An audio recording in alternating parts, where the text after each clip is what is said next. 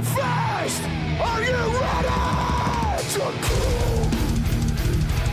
Chaque été, une petite ville de Loire-Atlantique devient la capitale mondiale du métal. Le Hellfest, c'est plus de 60 000 personnes par jour. Un spectacle dantesque, mais aussi une source inépuisable de polémiques en France. Accusations de satanisme, débats politiques, tensions écologiques. Aujourd'hui, on voit ensemble pourquoi ce festival dérange autant et quel est son vrai poids sur la scène internationale. Mais qui suis-je? I'm the Vaudou! Comme toujours, avant de rentrer dans le pit de la stupidité et du mauvais goût, sachez que je vise les 1000 abonnés d'ici la fin de l'année et je dois m'en remettre à vous pour atteindre cet objectif. Car l'algorithme ne fait en fonction que de vous. Donc n'hésitez pas à vous abonner pour me rejoindre dans mon combat. Likez et partagez cette vidéo au plus grand nombre pour aider la parole du vaudou à se propager. Je vous remercie. Allez, on rentre dans le vif du sujet avec les polémiques. Tout d'abord, l'esthétique qui fait peur. L'univers du métal avec ses croix inversées, ses maquillages noirs et ses visuels sombres a toujours dérangé une partie de l'opinion publique française.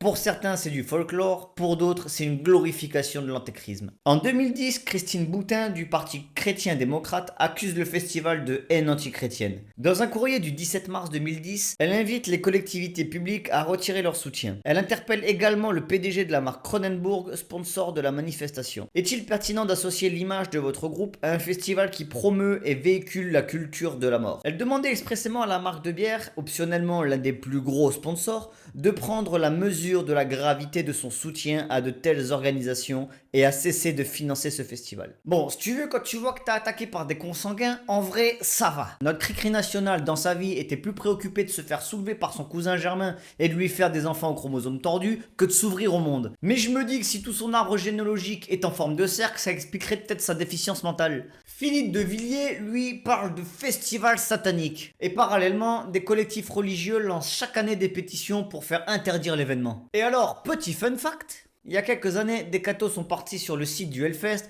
pour jeter de l'eau bénite sur les terres de notre festival. Après tout, on sait jamais si un ou deux démons tentent de sortir de là. Donc le Hellfest, rassemblement de gens déguisés en Teletubbies et autres Power Rangers, serait un festival rempli de sataniques. Vu le changement démographique du festival, on va commencer à croire que tous les Français sont sataniques. Ouais, laisse-moi de l'espace, s'il te plaît. À un moment donné, il s'agirait de se déplacer pour voir à qui et à quoi on a affaire sur place, histoire d'éviter d'avoir à ouvrir sa grande bouche de crocodile pour rien. C'est valable pour tout le monde, hein. Toi, moi, mais encore plus quand t'es élu et que ta voix porte. Porte souvent des conneries d'ailleurs. Le problème là, c'est le manque d'information et l'inculture des gens. Dans l'imaginaire collectif, le métal se résume à s'habiller en noir, peinture sur l'affiche, à crier sous un arbre mort, gloire à Satan. En mangeant au passage une petite cuisse de nourrisson directement cuit sur le barbecue des enfers. Bref, le black metal quoi. Le souci, c'est que ce style de métal, certes ultra visible, n'est finalement pas si représentatif de notre univers, car détesté par bon nombre de métalleux, moi compris. Mis à part quelques exceptions, ça reste pas dingue. Au final, le black, ça représente quoi? Même pas 10% de la richesse de notre musique. Mais force est de constater que ce style a des codes très puissants justement pour emmerder les gens. Et ça marche. Ça fait plus de 30 piges que ça fonctionne. Les trolls ultimes. Donc pour résumer, les cathos prennent des pièces dans la machine et enragent contre tout un festival depuis 18 ans et mènent le combat d'une vie entière pour un style de musique qui, même parmi les siens, reste de niche. C'est beau. C'est très beau. Big up les blaqueux, vous êtes les meilleurs. Mais comme un combat, ça se mène dans les deux sens, pendant mes recherches, je suis tombé sur une pétition contre l'éventuelle fermeture du Hellfest, où l'auteur dénonce la bêtise du camp opposé. Je vais vous lire un passage assez évoquant. Alors, bien évidemment, dans leur pétition, ils vont y inclure des paroles de groupes ne représentant que 2% à peine des milliers de groupes existants. Mais traduisez ceci. I was made for loving you, titre bien connu du groupe Kiss, et vous verrez que le heavy metal n'est pas une musique incitant haine, violence. Rammstein dénonce le tourisme sexuel. Azalea Dying fait l'apologie de la religion chrétienne. Cependant, ils n'ont pas eu la décence d'étudier leur sujet correctement, aveuglés par cette faute de mauvais goût. Tous contre le courant métal. J'ai rien à rajouter, je constate que mon argument principal, à savoir c'est tous des teubés, est partagé. Mais là, on parle que du côté idéologique du fest. On n'a parlé jusque-là que d'esthétique et de religion. Mais si avec ça, ça serait trop facile. On n'a pas encore parlé du pire des sujets. L'argent. Depuis plusieurs années, le Hellfest fait régulièrement l'objet de polémiques liées à l'argent public. Même si le festival est largement autofinancé à hauteur de 95%, notamment grâce aux recettes de la billetterie, du merchandising, des bars et des sponsorings. Il bénéficie tout de même ponctuellement de subventions publiques, notamment de la région Pays de la Loire ou du département de la Loire-Atlantique. Ces aides, certes modestes entre 20 et 40 000 euros, ont pourtant souvent fait grincer des dents, notamment auprès des élus conservateurs ou religieux. Toujours les mêmes finalement. Hein. En 2016, après un scandale impliquant le chanteur Phil Anselmo et un salut nazi sur scène, la région décide de retirer sa subvention. Plus récemment, le projet de statue géante baptisé la Gardienne des Ténèbres, estimé à plus de 12 millions d'euros, a ravivé les tensions. Les organisateurs demandent jusqu'à 7 millions d'euros aux collectivités locales pour financer l'accueil du public et les aménagements, ce que certains élus dénoncent comme un abus. J'ai pas réussi à trouver de chiffres sérieux à vous donner, mais il semblerait que le fest ait dû se débrouiller tout seul. Donc si vous avez des infos sur le sujet, je suis preneur, donc mettez-les-moi en commentaire que je puisse les récupérer. Je vous remercie. Là, ceux qui connaissent un peu le délire, je sais qu'il y en a certains d'entre vous qui attendaient le sujet. Vous voulez que j'en parle?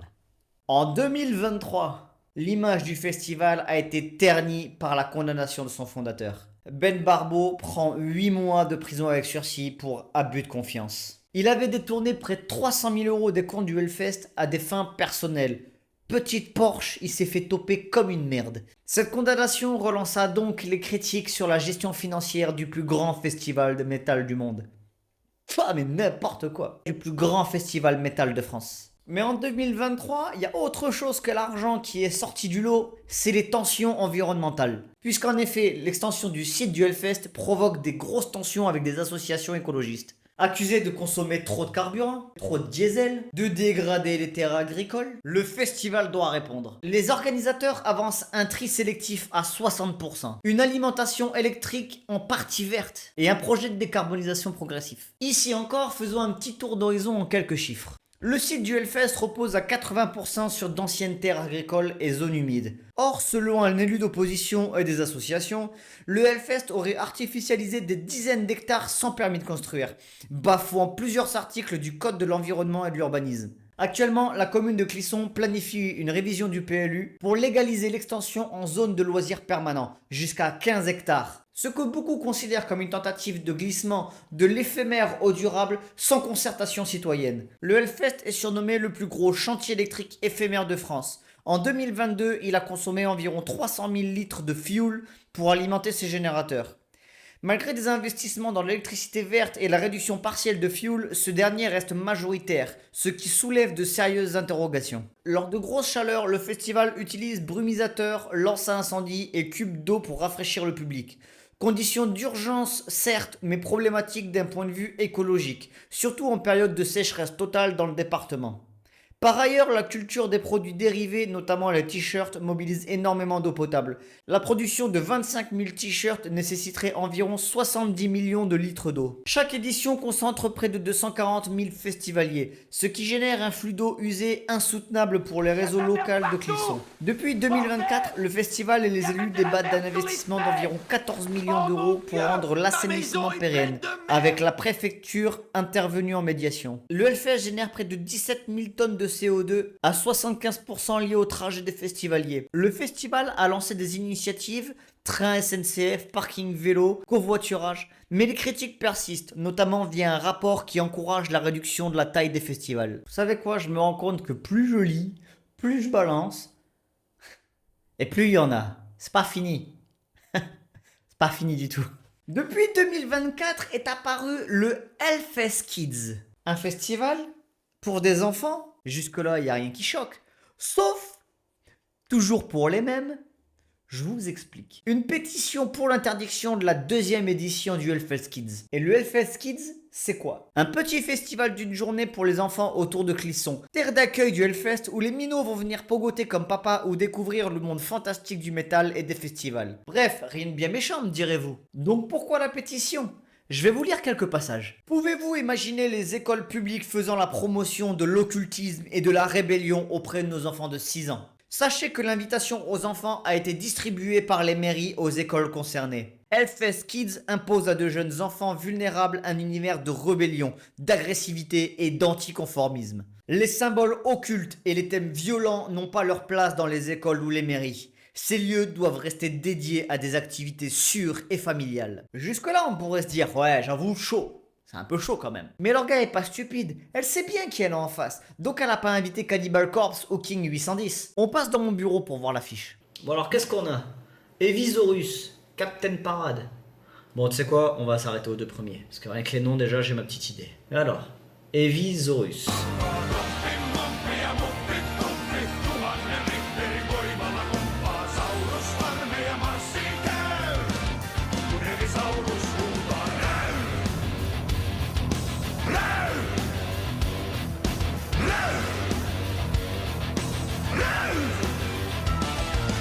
Ah oui, le satanisme.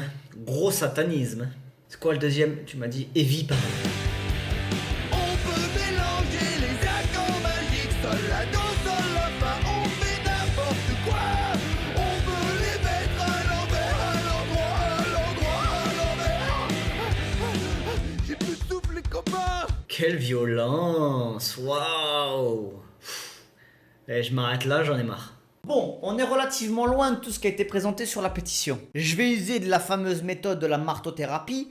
À force de taper, ça va rentrer. Avant de donner vos avis, avant de dire « ouais, c'est de la merde », il faut l'annuler, il faut l'interdire, renseignez-vous.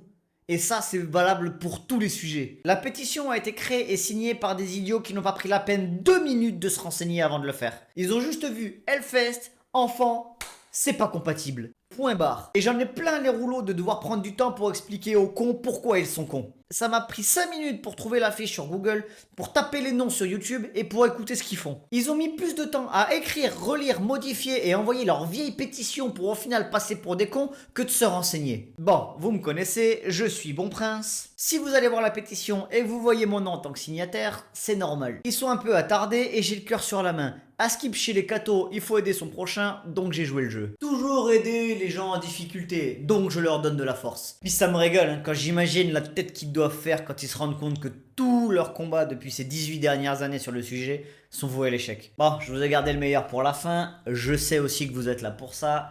Toutes les polémiques autour des artistes cette année. Parce que cette année, ça a été relou. On a vu passer que ça a été très relou. Rien que cette année, j'ai vu passer au moins 4 polémiques concernant les artistes. Tout d'abord, celle au sujet de Bard Ayton.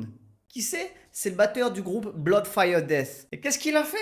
Voilà, j'ai pas les mots. Je pense que je vais vous lire directement ce que j'ai vu passer. Il a été condamné en 1994 à 14 ans de prison pour avoir tué de 37 coups de couteau un homme gay. Le moins qu'on puisse dire, c'est que je peux donner raison aux plaintes. Ce serait hypocrite de ma part de le couvrir alors que je suis le premier à vouloir faire disparaître Bertrand Cantat de la scène publique et que je l'ai revendiqué haut et fort il y a quelques mois dans une autre vidéo. Autant il y a des choses que je peux excuser, mais il y a certains points de non-retour et le meurtre, quelle que soit la motivation, est une raison suffisante pour être éjecté de la scène publique définitivement. Donc là, oui. Le Hellfest a déconné. Et je veux pas entendre comme quoi le groupe, lui, n'a rien fait. Déjà, il a commencé par faire quelque chose au moment où il a choisi de prendre ce batteur plutôt qu'un autre. Des batteurs, c'est pas ce qui manque sur le marché. Donc pourquoi lui? Les deux autres polémiques concernent respectivement Till Lindemann, leader de Rammstein qui est venu au titre de son projet solo. Pour rappel, Till Lindemann a été accusé d'agression sexuelle. Mais les poursuites contre lui ont été abandonnées faute de preuves. Et Ronnie Radke, leader du groupe Falling in Rivers, que j'ai optionnellement été voir la semaine dernière aux Zénith de Toulouse. Voilà, je le dis, comme ça vous savez dans quel camp je me trouve. Ronnie a été impliqué il y a quelques années dans un meurtre. Mais ce n'est pas lui qui l'a commis, lui était simplement présent dans la rixe quand ça s'est passé. Voilà la nuance. Il a été inculpé pour violence conjugale, ok, je gerbe sur lui pour ça. Je ne cautionne pas, bien loin de là. Mais pour ma conscience, je me dis que c'était il y a longtemps quand il était sous diverses substances pendant ses addictions. Aujourd'hui, il est clean, il en a fini avec toutes ses conneries. Et c'est très bien comme ça. Mais dans tous les cas, c'est pas pour ça qu'on parle de lui aujourd'hui. Il a eu des propos transphobes. Ouais, on en est là. Les propos transphobes ont pris le pas sur tout le reste. C'est justement pour ça que je vous ai raconté son passif. Je veux pas politiser la parole du vaudou, mais au moins vous comprenez où je veux en venir. On a tous nos combats, je dénigre pas. Celui-ci est noble, mais quand même, dosez. Revoyez vos priorités. En revanche, de qui est-ce qu'on n'a pas entendu parler? À aucun moment. Allez, je vous donne un indice. J'en ai déjà parlé sur ma chaîne. Ça suffit pas? C'est la première vidéo de ma chaîne. Oui, Mobilier Bling du groupe Pentagram. Si vous avez vu la vidéo, j'arrive à voir votre incompréhension d'ici. Parce que dans la dite vidéo, j'ai pas traité ses soucis judiciaires. Puisque c'était pas le sujet que je voulais traiter à ce moment-là. Mais ce que je vous ai pas dit sur notre Bobby fétiche, c'est qu'il a pris une peine de 18 mois de prison pour extorsion, abus de confiance et violence au premier degré envers une personne vulnérable. Bon, en gros, il a fait une tentative de meurtre sur sa mère. Mais ça, personne n'en a parlé. C'est pour ça que je décide de le faire aujourd'hui. Non, pas moi. Merci EasySticks pour la suggestion.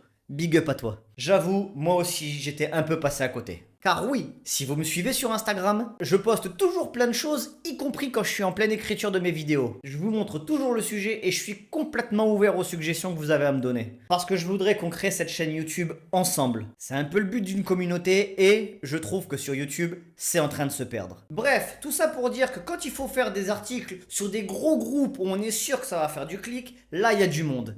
En revanche, quand il s'agit de parler de plus petits groupes seulement connus par une niche, là, il n'y a plus personne. Les méfaits sont tous passés sous le tapis. Sauf évidemment quand on parle de 37 coups de couteau. Parce que ça fait toujours cliquer. Ou on gueule sur tout le monde, ou on gueule sur personne. À un moment donné, va falloir arrêter de choisir ses cibles. Bon, vous l'avez compris, le Hellfest, c'est bardé de polémiques. Justifié ou non. Mais comme toute chose, on garde toujours le mauvais et on présente jamais le bon. Donc aujourd'hui, on va parler un peu du bon. Quel est l'impact mondial du Hellfest ? Déjà, c'est un des plus gros festivals métal du monde entier. Le Hellfest attire des fans de plus de 60 pays, avec le Wacken en Allemagne, le Graspop en Belgique, le Download au Royaume-Uni. Il fait partie du Big Four européen. Plus de 420 000 entrées cumulées sur 4 jours. Des têtes d'affiche mythiques comme Metallica, Iron Maiden, Slipknot, Kiss, Ghost. Il a été élu meilleur grand festival au Festival Award France en 2014, en 2015 et en 2017, face à des énormes machines comme les vieilles charrues. Meilleur camping et meilleure ambiance lors de certaines éditions. 2013 pour l'ambiance, 2015 et 2016 pour le camping. Première nomination aux Arthur Awards.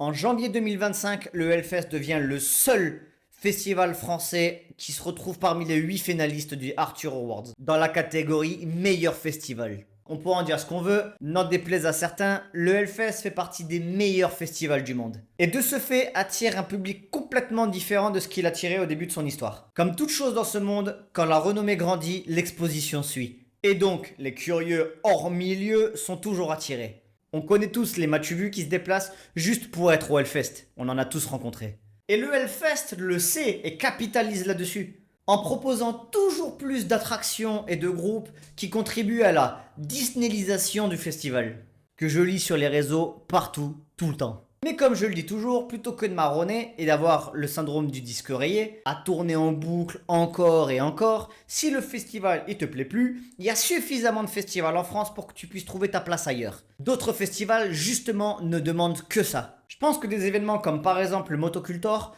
est conscient que des trous métalleux ne voulant pas partager leur trou musique vont se diriger ailleurs. Et c'est l'occasion à ne pas rater pour récupérer tout ce petit monde. Dans 10 ans, on aura peut-être l'un des pays avec le plus grand nombre de gros fests métal au monde. J'espère en tout cas, car encore une fois, contrairement à beaucoup, je suis pour que le métal devienne mainstream. De mon avis, ce serait une bonne chose pour ce pays qui a aujourd'hui une culture musicale catastrophique. Et également pour faciliter l'accès aux scènes aux jeunes groupes. Car aujourd'hui, à petite échelle, dans le milieu du métal, c'est très compliqué de se produire. On a tous eu le droit au fameux « ça joue pas trop fort ? C'est pas trop brutal ? Ça crie pas trop votre truc ?» Non, parce que mon public, il aime pas trop ça. Je vais plutôt prendre un DJ qui va jouer les années 90. C'est une valeur sûre. Le Hellfest a donné de la visibilité à une scène qui était méprisée en France. Des groupes comme Gojira ont été propulsés sur le devant de la scène mondiale. Et il offre également une vitrine à des jeunes groupes de notre pays qui ne trouvent pas toujours leur place ailleurs. Pendant des années, les métalleux se sont plaints que le métal n'était pas assez représenté dans les médias en France. La jalousie apparaissait sous les vidéos de chanteurs de métal dans des émissions comme La Nouvelle Star ou The Voice dans les pays scandinaves. Et maintenant que notre musique se démocratise, ça va toujours pas. Ce serait question de savoir ce que vous voulez un peu. Bref. Le Hellfest, c'est aussi un moteur économique pour Clisson. Il génère entre 5 et 7,5 millions d'euros pour l'économie locale, avec des retombées indirectes estimées à 40 millions d'euros. Hôtel complet, bar bondé, job saisonnier, transport.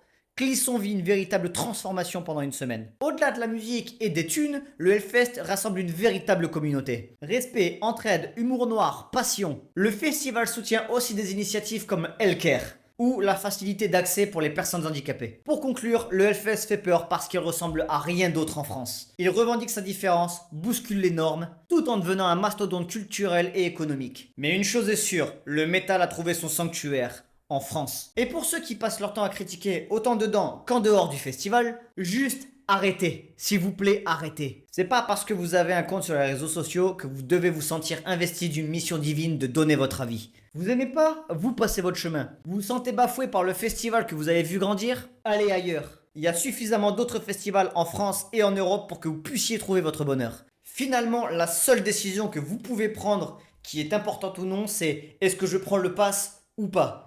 Et vous dites pas, je le prends pas parce que je boycotte, parce que ça pareil, on en a rien à foutre. Le billet que tu prendras pas, quelqu'un d'autre le prendra. Ça n'avancera à rien. Encore une fois, aux yeux du monde, vous n'êtes personne. Et quelqu'un prendra le pass à votre place. Pour le reste, ce que vous pensez, tout le monde s'en fout. Je veux pas plomber l'ambiance, hein. Je vous respecte, hein. Je vous adore, vraiment, sincèrement. Mais arrêtons avec le syndrome du personnage principal, s'il vous plaît. Ça évitera beaucoup de bêtises, d'arrogance et d'égocentrisme. Le monde s'en portera mieux.